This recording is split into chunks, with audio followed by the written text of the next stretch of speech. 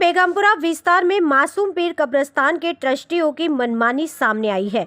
झाबा बाजार में 150 साल से रहता हुआ एक परिवार जिन्होंने अपना मासूम बच्चा खोया है, वो पिता अपने बच्चे की डेड बॉडी लेकर कब्रिस्तान में 3 घंटे तक खड़ा रहा, फिर भी दफन विधि करने से इनकार कर दिया गया। ट्रस्ट के कब्रिस्तान को बाप की जागीर समझ बैठे हुए ट्रस्टियों के खिलाफ मुस्लिम समाज आज फिटकार बरसा रहा है। जी, आपका नाम? मेरा नाम सैयद मजहर। क्या घटना हुई थी आपकी? 29 तारीख शुक्रवार दोपहर को 2 बजे मेरी वाइफ प्रेग्नेंट थी और मेरे बच्चे का इंतकाल हो गया पेट में ही। तो डेड बॉडी अस्पताल वालों ने मेरे को कफन में लपेट के दी और मेरे स्थानिक के हिसाब से मुझे मुरगवान टेकरा कब्रिस्तान, जिसे मासूम पीर का कब्रिस्तान कहा जाता है, उस कब्रिस्तान के अंदर डेड बॉडी को दफनाने की इजाज़त नहीं दी मेरे को।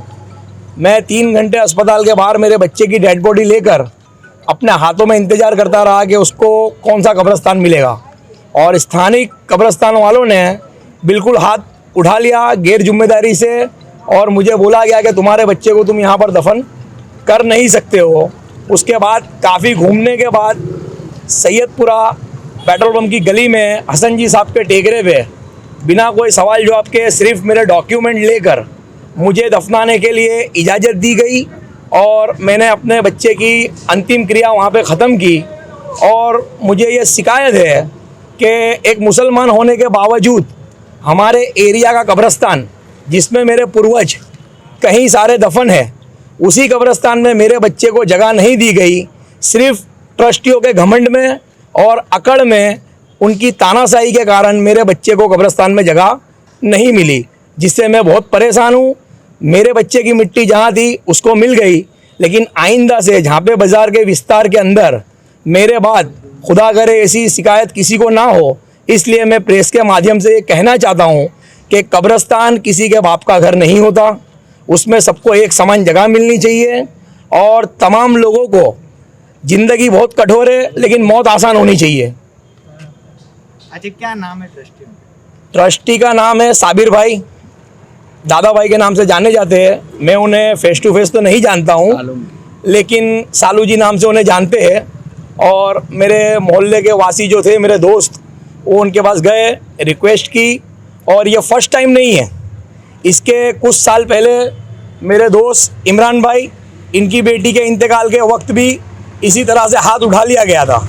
और हम हमारे नज़दीक का एरिया उस कब्रिस्तान के अंदर सही तरह से लाभ ना उठाकर हमें हमारे एरिया से 2-3 किलोमीटर दूर जाकर, जहाँ का हमारे आधार कार्ड पे ना तो एड्रेस है ना उस कब्रिस्तान से हमें कोई लेना देना, फिर भी मैं सैल्यूट करता हूँ हसन जी साहब के ट्रस्टियों को, जो हम जैसे तकलीफ़ वाले इंसानों को एक्सेप्ट करते हैं। और मैं इनके ऊपर मतलब सैमोन बोलता हूँ इनको कि मतलब हमारे स्थानिक लोग हैं, इनको किसी की मौत को आसान करना चाहिए।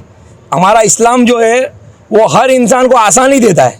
और आज हमारे कुछ ट्रस्टी है जो अपनी तानाशाही के अंदर किसी के मौत का भी ऐसा मजाक उड़ाते हैं। और मैं अपने बच्चे को लिटरली 3 घंटे तक हाथ में लेकर सिर्फ कब्रिस्तान के इंतज़ार में खड़ा था, और पता नहीं वो लोगों ने मुझे क्यों मना किया, लेकिन मुझे बहुत तकलीफ़ दी है। आपकी अभी मांग क्या है?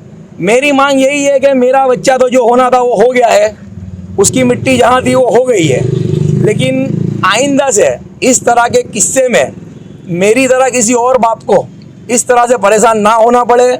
और जिसका जहाँ पर हक है, मैं ये तो नहीं कहूँगा सिटी बहुत बड़ी हो गई है तो कब्रिस्तान एरिया वाइज डिवाइड हो गए, लेकिन जिस बंदे का जिस एरिया के अंदर हक बनता है वहाँ ट्रस्टी लोगों को अपनी मनमानी नहीं करनी चाहिए और हर इंसान को अपना हक देना चाहिए।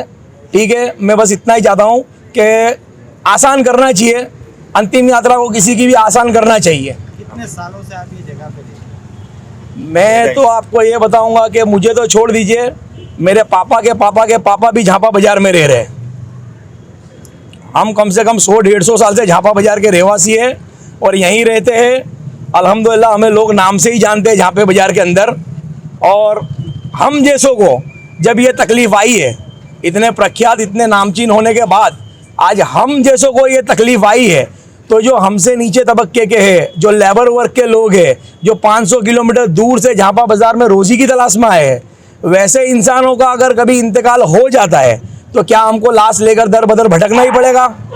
क्या हमको यहाँ पर मिट्टी नहीं मिलेगी? हम मोमिन तो ये दुआ करते हैं कि हम मरे बाद मक्का और मदीना के अंदर हमें मिट्टी मिली जाए, लेकिन हम जिस देश के वासी है, देश तो बहुत बड़ा हो जाएगा, हम जिस एरिया के वासी है उस एरिया के कब्रिस्तान में हमको जगह नहीं मिलती, तो हमसे तो फिर वो गल्फ़ कंट्री अच्छी है जो बिना सवाल जवाब के हमको वहाँ दफन कर लेती है।